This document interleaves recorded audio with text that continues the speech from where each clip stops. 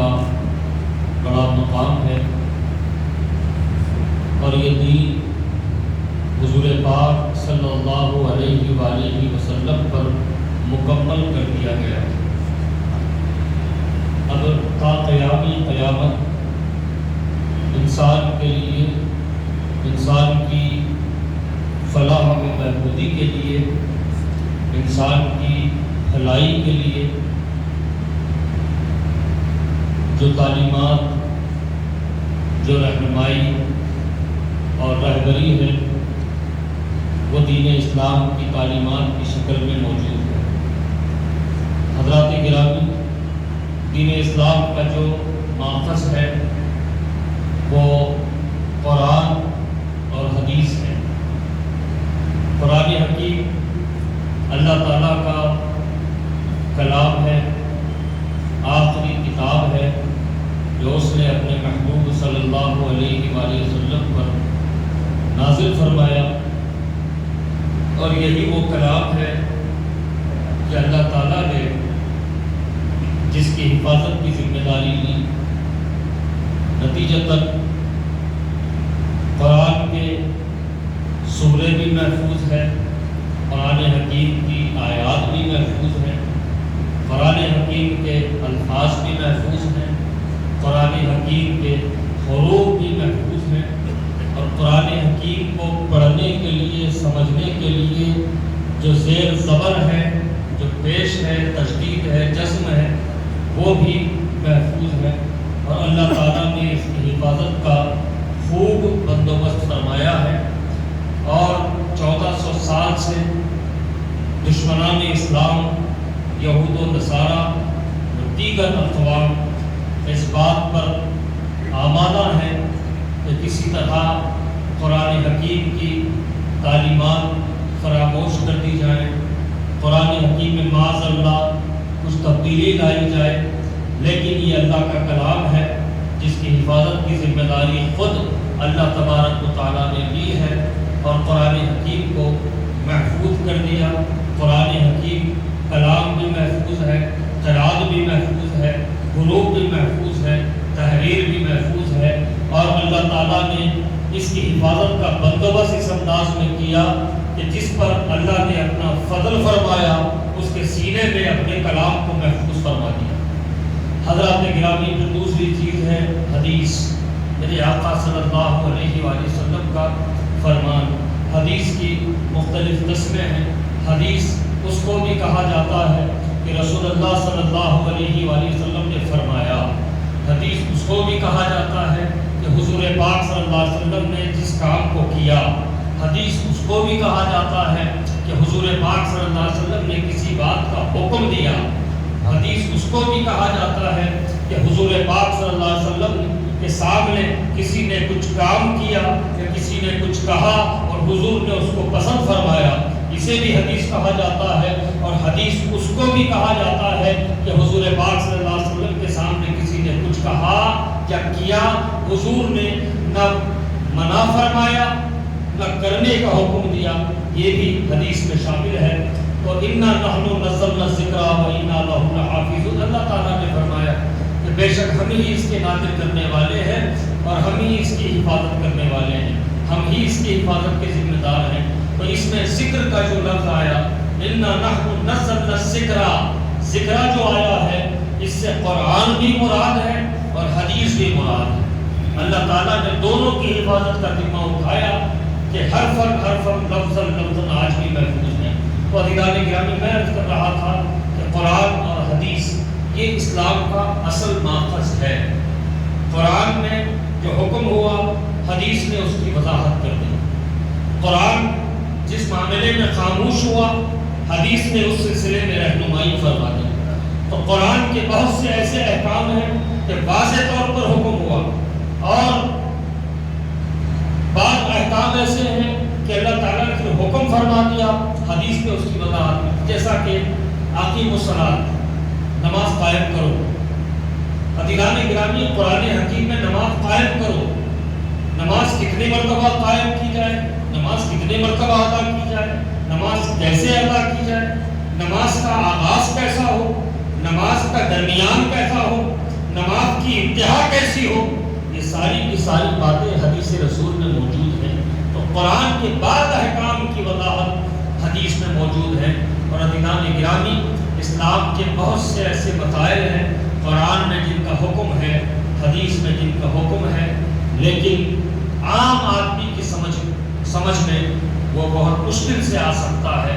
تو اللہ تعالیٰ نے اس کی آسانی کے لیے اپنے ایسے بندوں کو پیدا فرمایا جن پر اپنا خاص فضل فرمایا، اپنا خاص کرم فرمایا، اور ان کے سینوں کو کشادہ فرمایا، ان کے ذہنوں کو وسیع فرمایا، اور اپنے احکام کو سمجھنے اور سمجھانے کی انہیں صلاحیت عطا فرمائی۔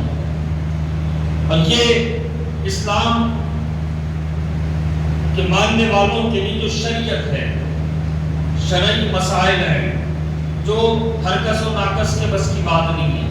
بہت سے مسائل ہیں، جیسے آپ دیکھیں زکوٰۃ ہے، اللہ تعالیٰ نے فرمایا آتوا الزکوٰۃ، حضور پاک صلی اللہ علیہ وسلم نے یہ فرمایا، اس کی وضاحت اس انداز سے فرمائی کہ زکوٰۃ کس پر فرض کی گئی ہے اور زکوٰۃ سال میں کتنی مرتبہ ادا کی جاتی ہے، یہ حضور نے فرما دیا۔ اب زمانہ جیسے جیسے آگے بڑھتا گیا، اب زمانے کے تقاضے کے حساب سے دنیا کی چیزیں بھی بڑھتی گئیں، انسان کی آمدنی میں بھی اضافہ ہوا، اس آمدنی کو رکھنے کا اس کے پاس مختلف ذریعے بنتے گئے۔ اب ان کی وضاحت کیسے ہو کہ کس پہ زکوٰۃ دی جائے، کس پہ زکوٰۃ نہ دی جائے، کس پہ کتنی زکوٰۃ ادا کی جائے۔ تو عزیزان گرامی، یہ ایسے مسائل ہیں کہ زمانے کے حساب سے یہ مسائل کی وضاحت ضروری ہوتی گئی، تو اللہ تعالیٰ نے ایسے مخصوص بندے فرمائے جو اس کے خاص فضل اور خاص فضل سے اللہ تعالیٰ کے کرم اور نبی پاک صلی اللہ علیہ وسلم کی نگاہ عنایت سے وہ امت مسلمہ کے رہنما، امت مسلمہ کے رہبر، امت مسلمہ کے قائد قرار پائے۔ تو عزیزان گرامی، ہم اس کو کہتے ہیں تقلید، کہ جو قرآن کے مسائل، جو حدیث کے مسائل، جو قیاس، جو اجماع ہیں، ان مسائل کے ذریعے شرعی احکام جو ہیں ان کو اپنانا اور ان پر عمل پیرا ہونا، اس کو تقلید کہتے ہیں۔ اور عزیزان گرامی، جب بات تقلید کی آئی ہے تو میں عرض کروں 2 شعبان المعظم ایک ایسی تاریخ ہے کہ اس تاریخ میں سن 80 ہجری میں اللہ تعالیٰ کا ایک ایسا بندہ دنیا میں جلوہ گر ہوتا ہے جو نبی پاک صلی اللہ علیہ وآلہ وسلم کے انعامات، اکرامات اور عنایات سے مالا مال ہوتا ہے۔ اس ذات گرامی کا نام ہے امام اعظم ابو حنیفہ نعمان ابن ثابت رضی اللہ تعالیٰ عنہ۔ عزیزان گرامی، یہ نام ہمارے لیے محتاج تعارف نہیں ہے۔ ہم بڑے فخر سے، ہم بڑے شان سے یہ بات کہتے ہیں کہ ہم مسلمان ہیں، ہم سنی ہیں، ہم حنفی ہیں، اور ہم کسی سلسلے کے مرید ہیں تو ہم کہتے ہیں کہ ہم مسلمان ہیں، ہم سنی ہیں، ہم حنفی ہیں، ہم قادری ہیں یا چشتی ہیں یا سہروردی ہیں یا نقشبندی ہیں یا رفاعی ہیں یا شاذلی ہیں۔ تو عزیزان گرامی، جس ذات گرامی کا نام لیتے ہوئے ہمیں فخر محسوس ہوتا ہے، اس ذات گرامی کا نام ہے امام اعظم ابو حنیفہ نعمان ابن ثابت رضی اللہ تعالیٰ عنہ، جن کی نسبت کی وجہ سے ہم اپنے آپ کو حنفی کہلاتے ہیں۔ عزیزان گرامی، اسلام میں 4 مسلک ہیں، ایک حنفی، دوسرا شافعی، دوسرا مالکی، تیسرا شافعی، چوتھا حنبلی۔ حنفی کہتے ہیں امام اعظم ابو حنیفہ رضی اللہ تعالیٰ عنہ کے مقلدین کو، مالکی کہتے ہیں سیدنا امام مالک رضی اللہ تعالیٰ عنہ کے مقلدین کو، اور شافعی کہتے ہیں حضرت امام شافعی رضی اللہ تعالیٰ عنہ کے مقلدین کو، اور حنبلی کہتے ہیں حضرت امام احمد بن حنبل رضی اللہ تعالیٰ عنہ کے مقلدین کو۔ تو عزیزان گرامی، ان چاروں میں سے کسی ایک امام کی تقلید کرنے والا ہی سنی کہلاتا ہے۔ اگر کوئی یہ کہے کہ بھئی یہ 4 مسلک میری سمجھ میں نہیں آتے، میں نیا راستہ اپنا نکالوں گا، تو بھائی آپ کا راستہ آپ کو مبارک، ہم سنی ہیں، ہمیں سنی رہنے دیجئے، آپ کا راستہ آپ نے پکڑا ہے، آپ اسی راستے پہ چلتے رہیے، پتہ نہیں آپ کا راستہ آپ کو کہاں تک لے جائے گا، کیونکہ ہم جس راستے پر چل رہے ہیں وہ راستہ تو ہمیں جنت تک لے جانے والا ہے، ہمیں اللہ اس کے رسول کی رضا دلانے والا ہے۔ تو عزیزان گرامی، ہم حنفی ہیں، امام اعظم ابو حنیفہ رضی اللہ تعالیٰ عنہ سن 80 ہجری میں آپ کی ولادت باسعادت ہوتی ہے 2 شعبان المعظم کو، چونکہ 2 شعبان المعظم گزر چکی ہے، آج 5 شعبان المعظم ہے، اسی کی مناسبت سے حضرت امام اعظم ابو حنیفہ رضی اللہ تعالیٰ عنہ کے ذکر بابرکت سے مشرف ہونے کی سعادت حاصل کر رہا ہوں۔ حضرت سیدنا امام اعظم ابو حنیفہ رضی اللہ تعالیٰ عنہ فارسی نسل تھے، یعنی فارس کے جو لوگ جو علاقے ہیں اس میں رہنے والا آپ کا خاندان تھا، اور آپ کے دادا مولا کائنات سیدنا علی المرتضیٰ کرم اللہ وجہہ کے عہد خلافت میں مسلمان ہوئے، مولا کائنات کی قربت آپ کو حاصل ہوئی، اور مولا کائنات کی محبت میں آپ کا جو وطن تھا وہ کابل تھا، آج جو افغانستان کا حصہ بنا ہوا ہے، کل وہ ایران کے حصے میں کابل آیا کرتا تھا، اسی علاقے کا ایک خاندان تھا۔ مولا کائنات کی قربت کے لیے حضرت امام اعظم ابو حنیفہ رضی اللہ تعالیٰ عنہ کے دادا اپنا وطن چھوڑ کر کوفہ میں آباد ہوئے، اور جب آپ نے نکاح کیا، پھر آپ کو بیٹا ہوا، بیٹے کا نام ثابت رکھا گیا۔ جب بیٹا تولد ہوا تو بیٹے کو دعائے برکت کے لیے مولا کائنات سیدنا علی المرتضیٰ کرم اللہ وجہہ کی خدمت میں پیش کیا۔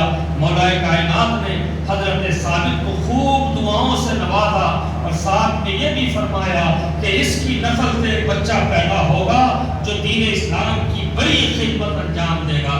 عزیزان گرامی، جب حضرت ثابت بڑے ہوئے، آپ کا نکاح ہوا، تو آپ کو جو اولاد ہوئی وہ نعمان ابن ثابت ابو حنیفہ، یعنی آپ کے ہمارے امام اعظم رضی اللہ تعالیٰ عنہ کی ذات مبارکہ ہے۔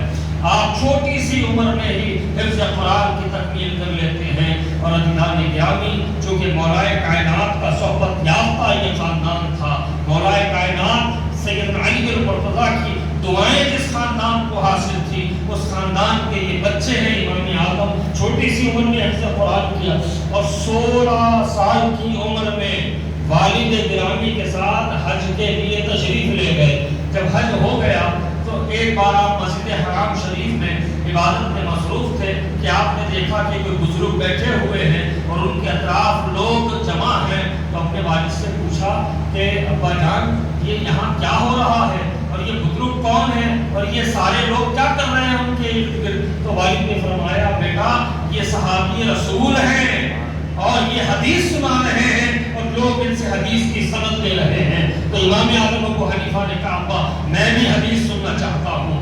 آپ کے والد گرامی حضرت انس بن مالک رضی اللہ تعالیٰ عنہ کی خدمت میں آپ کو لے جاتے ہیں، اور آپ بڑے ادب سے پیش آتے ہیں اور عرضگزار ہوتے ہیں کہ مجھے بھی حدیث رسول سنائیے۔ تو حضرت انس بن مالک رضی اللہ تعالیٰ عنہ ان کو حدیث سناتے ہیں۔ تو عزیزان گرامی، سیدنا امام اعظم ابو حنیفہ 4 اماموں میں سے، یعنی 4 ائمہ شریعت میں سے ایک امام ہے، اور آپ کو امام تو کہا جاتا ہے لیکن ساتھ میں آپ کو امام اعظم بھی کہا جاتا ہے۔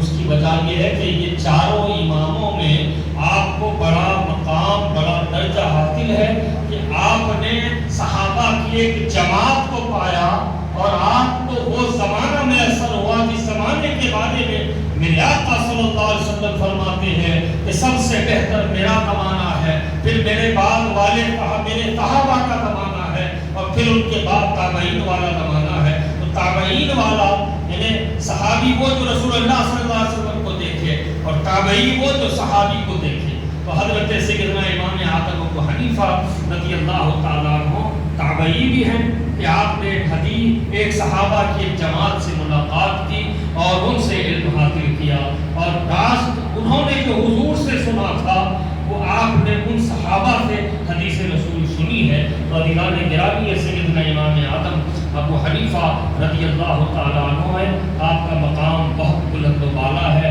کہ حضور پاک صلی اللہ علیہ وسلم جب حضرت سلمان فارسی رضی اللہ تعالیٰ عنہ جو صحابی رسول ہیں، اور ان کی یہ خصوصیت ہے کہ حضور پاک صلی اللہ علیہ وسلم نے فرمایا سلمان تو ہمارا گھر والا ہے۔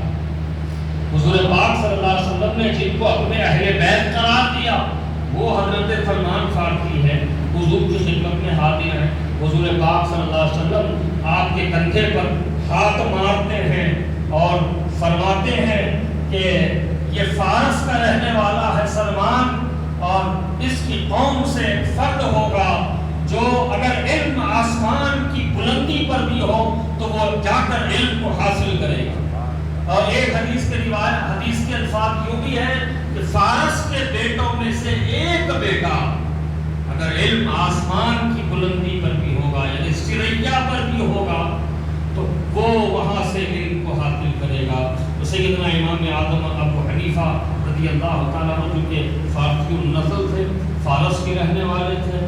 آپ نے پھر آپ کے والد دادا نے کوفہ میں سکونت اختیار کی تھی. حضرت علامہ جلال الدین سیوطی رحمۃ اللہ علیہ اور حضرت شاہ ولی اللہ محدث دہلوی رحمۃ اللہ علیہ اپنی تصانیف میں اور بھی دیگر بڑے بڑے اکابرین اہل سنت نے اپنی کتابوں میں یہ لکھا ہے کہ حضور صلی اللہ علیہ وسلم نے جس شخص کے بارے میں فرمایا تھا کہ آسمان کی بلندیوں پر بھی علم ہوگا تو وہ علم کو حاصل کرے گا، فرماتے ہیں اس سے ابو حنیفہ نعمان ابن ثابت رضی اللہ تعالیٰ عنہ مراد ہیں. اور عزیزان گرامی، یہ ہمارے لیے بڑے فخر کی بات ہے کہ حضور پاک صلی اللہ علیہ وسلم جس ذات گرامی کی بشارت عطا فرمائی اور جن کے خدمت دین کے حوالے سے سراہا گیا وہ سیدنا امام اعظم ابو حنیفہ رضی اللہ تعالیٰ عنہ، ہم ان کے ماننے والے ہیں. عزیزان گرامی، 4000 استاد امام اعظم ابو حنیفہ کے ہیں. یہ بھی اپنے اندر ایک حیران کرنے والی بات ہے کہ علم کا کتنا شوق، علم کے حصول کا کتنا ذوق تھا کہ 40,000 اکابر علماء تھے، محدثین سے، مفسرین سے آپ نے علم حاصل کیا. اور 10,000 شاگرد 1,000 شاگرد آپ کے ہوئے. ان میں کئی ایک ایسے تھے جو خود چاہتے تو ایک امام بن جاتے، ان کا بھی ایک مسلک ہو جاتا. یہ آپ کے شاگردین ہیں. تو عزیزان گرامی، حضور پاک صلی اللہ علیہ وسلم کی بشارت سیدنا امام اعظم ابو حنیفہ رضی اللہ تعالیٰ عنہ کے لیے تھی اور آپ نے 4000 علماء محدثین و مفسرین سے علم حاصل کیا اور 1000 سے زائد علماء آپ نے اپنے دربار سے نکالے. اور جو 4000 علماء جن سے آپ نے علم حاصل کیا ان میں سیدنا امام محمد باقر رضی اللہ تعالیٰ عنہ بھی، امام زین العابدین رضی اللہ تعالیٰ عنہ کے بیٹے امام حسین رضی اللہ تعالیٰ عنہ کے پوتے سیدنا امام باقر بھی آپ کے اساتذہ میں ہیں. اور سیدنا امام جعفر صادق رضی اللہ تعالیٰ عنہ رجب شریف میں جن کے کنڈوں کی نیاز الحمدللہ ہم اہل سنت نے کی ہے، وہ امام جعفر صادق رضی اللہ تعالیٰ عنہ کی صحبت میں امام اعظم ابو حنیفہ رضی اللہ تعالیٰ عنہ نے 2 سال گزارے. اور خود فرماتے ہیں کہ اگر امام جعفر صادق رضی اللہ تعالیٰ عنہ کے ساتھ جو 2 سال میں نے گزارے ہیں اگر وہ 2 سال مجھے نہ ملتے تو نعمان ابن ثابت ہلاک ہو جاتا. یعنی سیدنا امام اعظم ابو حنیفہ رضی اللہ تعالیٰ عنہ نے اہل بیت اطہار کے اماموں کی بھی صحبت اختیار کی، ان سے بھی علم حاصل کیا. حضرات گرامی، ایک طرف سیدنا امام اعظم ابو حنیفہ رضی اللہ تعالیٰ عنہ کے خدمات کو دیکھیں تو عالم اسلام کے ایک بڑے محسن کے طور پر آپ جانے مانے پہچانے جاتے ہیں کہ 14 لاکھ سے زائد وہ مسائل جو انسانی زندگیوں کے لیے ضروری ہے اسلامی تعلیمات کی روشنی میں آپ نے وہ مسائل بتائے، سمجھائے. یہ سیدنا امام اعظم ابو حنیفہ رضی اللہ تعالیٰ عنہ کا بڑا احسان ہے کہ ہمیں شریعت پر عمل کرنے میں بڑی آسانی نصیب ہوئی ہے. عزیزان گرامی، سیدنا امام اعظم ابو حنیفہ ایک طرف آپ مفسر ہیں، ایک طرف محدث ہیں، عالم ہیں، فقیہ ہیں، اور صبح سے شام تک آپ کا کام درس دینا، لوگوں کو شریعت کے مسائل سمجھانا، اور دن میں آپ شریعت کے مسائل لوگوں کو سمجھاتے اور رات میں اللہ تعالیٰ کی بارگاہ میں سجدہ ریز ہو جاتے. روایات میں آیا، کتب میں آیا کہ 40 سال کا عرصہ آپ نے ایسا گزارا کہ ایک وقت وضو آپ نے فرمایا تو 5 وقت کی نمازیں آپ نے اس سے ادا فرمائی. ہر وقت قرآن کی تلاوت میں مشغول رہتے، حدیث کی تلاوت میں مشغول رہتے اور لوگوں کو شرعی مسائل سمجھاتے. جب رات ہوتی سارے سارے لوگ سو جاتے، آپ اپنے رب کی بارگاہ میں کھڑے ہو جاتے اور عبادت میں مصروف و مشغول ہو جاتے۔ عزیزان گرامی، ایک طرف آپ عالم تھے اور دنیا کو آپ نے ایک بہترین سبق دیا، خاص طور پر علماء کو یہ سبق آپ نے دیا کہ آپ عالم ہو، اہل علم ہو، آپ کا کام ہے علم کو پھیلانا، آپ کا کام ہے علم کو بانٹنا، اور اس کے ذریعے اپنے روزگار کی راہیں مت کھولیے، علم کا کام علم سے لیجئے اور اپنی زندگی چلانے کے لیے تجارت کو اختیار کیجیے۔ یہ سیدنا امام اعظم ابو حنیفہ رضی اللہ تعالیٰ نے کیا کہ ایک طرف آپ اپنے وقت کے بہت بڑے امام ہیں اور دوسری طرف بہت بڑے تاجر ہیں، اور ایسے ایماندار تاجر ہیں اور ایسے خوش اخلاق تاجر ہیں، اور تجارت کے ایسے شرعی اصول آپ نے دنیا کو بتائے کہ ایک واقعے سے آپ اس بات کا اندازہ لگائیں کہ سیدنا امام اعظم ابو حنیفہ رضی اللہ تعالیٰ عنہ نے تجارت کے لیے بہت سارا کپڑا منگوایا اور اس کپڑے میں کچھ عیب نکل گیا۔ آپ کی نظر اس عیب پر پڑ گئی، اس خرابی پر پڑ گئی کپڑے کی، تو آپ نے اپنے غلام کو بلایا اور فرمایا کہ دیکھو یہ کپڑے میں یہ خرابی ہے، بھلے ہی میرا نقصان ہوتا ہو لیکن جب بھی تم کسی کو یہ بیچنے کی کوشش کرو تو یہ خرابی بھی بتا دو۔ عزیزان گرامی، جتنے تجارت پیشہ افراد ہیں ان کے لیے یہ بہت بڑا سنگ میل ہے کہ انہیں تجارت کیسی کرنی چاہیے۔ آپ نے اپنے غلام سے تو یہ کہہ دیا، کچھ دن کے بعد آپ جب اپنے کاروبار میں واپس آئے اور غلام سے احوال پوچھا تو اس نے کہا کہ حضور وہ جو بہت زیادہ کپڑا آیا ہوا تھا وہ سارا کپڑا ہم نے بیچ دیا، ایک صاحب آئے اور کپڑا خرید کے لگائے۔ تو امام اعظم ابو حنیفہ رضی اللہ عنہ نے پوچھا کون سا کپڑا؟ تو کہا، خادم نے عرض کیا کہ وہ جو آپ نے بتایا تھا کہ یہ کپڑا قیمتی ہے لیکن اس میں خرابی ہے اور دینے والے خریدنے والے کو اس کی خرابی بتا دو۔ تو امام اعظم نے فرمایا خرابی بتا کر تم نے بیچا؟ تو کہا حضور خرابی تو ہم نے نہیں بتائی، اس نے کپڑا پسند کیا، قیمت طے کی اور قیمت دے کے چلا گیا۔ تو امام اعظم ابو حنیفہ رضی اللہ تعالیٰ عنہ نے پوچھا یہ بتاؤ کتنے میں وہ کپڑا تم نے بیچا؟ عزیزان گرامی، یہ لمحہ فکر ہے کہ آج ہم تجارت کے کس انداز سے تجارت کر رہے ہیں۔ لوگوں کو اگر دھوکہ بھی ہمیں دینا پڑے تو ہم ہنسی خوشی دھوکہ دے دیتے ہیں۔ تو خادم نے کہا کہ حضور 30,000 درہم میں وہ مال بکا ہے۔ 30,000 درہم کوئی چھوٹی موٹی رقم نہیں ہوتی، اور یہ اس دور کی بات ہے کہ 30,000 درہم میں تو ایک سلطنت کے لوگ کھانے کھا لیا کرتے ہیں۔ آپ نے فرمایا کہ وہ 30,000 درہم لے آؤ، لائے گئے۔ آپ نے دوسرے خادموں کو بلایا اور فرمایا کہ یہ غربا میں تقسیم کر دو، یہ خرابی والے مال کا روپیہ ہمیں نہیں چاہیے۔ تو 30,000 درہم آپ نے تقسیم کر دیے، اور تقوی اور پرہیزگاری کا یہ عالم تھا کہ بھائی اب تو پھر کل شاید ہائی کورٹ تلنگانہ نے ایک آرڈر ایشو کیا ہے کہ اب کورونا وائرس کے بڑھتے خطرات کے پیش نظر 100 آدمی کی دعوت ہو۔